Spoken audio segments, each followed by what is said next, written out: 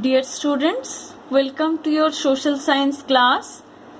Already we have started your first chapter of history about the nationalism in Europe, and in our previous class we already explained about that different kind of situations were present in Europe and how nationalism was emerged in Europe.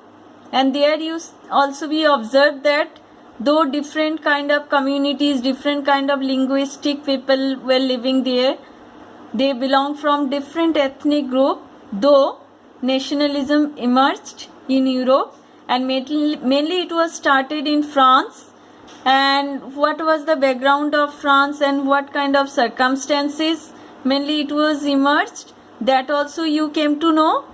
I hope you understood that. Now we are going to your next chapter, next topic, that is about the, first of all you should know that what kind of condition was there in Europe that time, what kind of rule, means what kind of ruling classes were there and what kind of people were living there. Here few examples are given here in your book, that only for your knowledge, for that clearing your idea that though different kind of communities, different kind of religious and ethnic groups were living there, how nationalism emerged there. That mainly question should be come in your mind. First of all, if you see that given in your page number 8, that Eastern and Central Europe were under autocratic monarchies. Fine. So that Central and Eastern part mainly be ruled by autocratic monarchy rule there.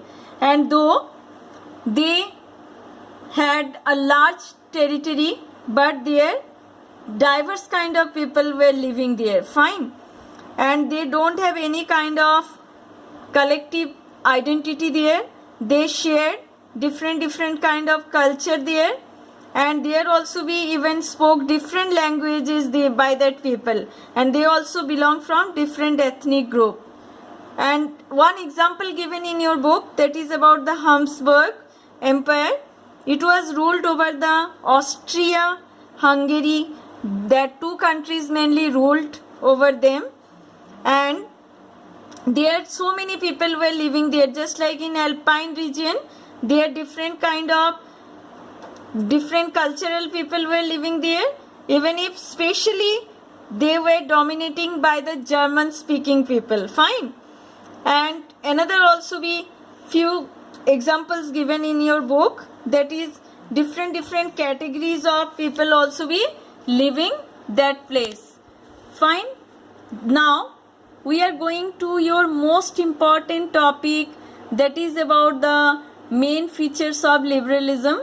But before that I want to tell you few of the things that about the aristocracy and the middle class. So if you say who are the aristocratic group, actually aristocracy was the dominant class on the continent.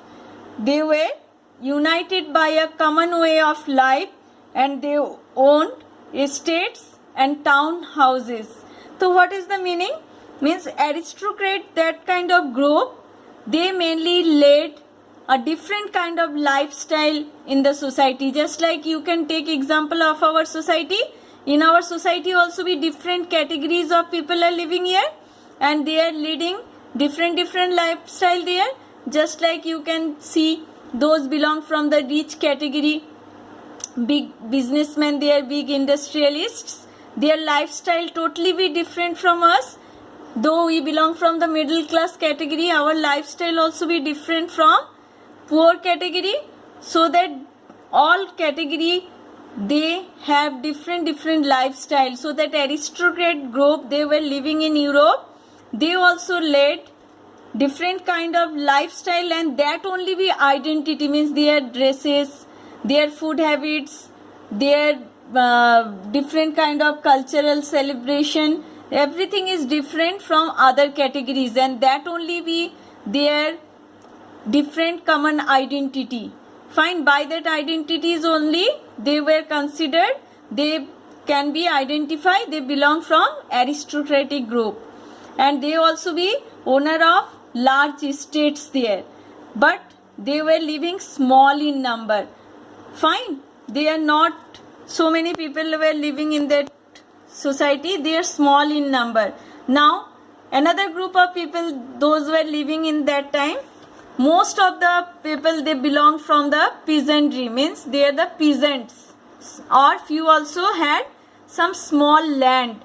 And another group also, that Eastern and Central Europe, few people, they also be some estate, and they were cultivated by serfs. Who are the serfs? They worked on land without wages. Like serfs means they are the slave category. Fine. Another also be category emerged, another also be group in the society emerged. They are the workers or the laborers group. Not only that, few group of people also be related with the industrialization, like industrialists, then workers, few professionals, and also be few educated person. And when industrialization mainly started in England, though industrialization started in England in the mid 18th century, but it mainly we started in France and Germany in the 19th century. Means it was started late in that two places.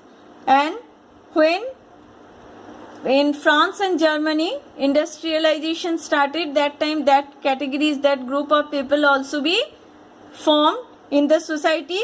They are the working class population, then middle class is also be included, industrialists, businessmen, professionals, and also few out of them, few also be educated and liberal middle class family, means they only be belong from literate middle class group. And their ideas of national unity mean they supported national unity, and also be they protested against the privileges mainly availed by the aristocrat group. They were totally be against of it. Fine.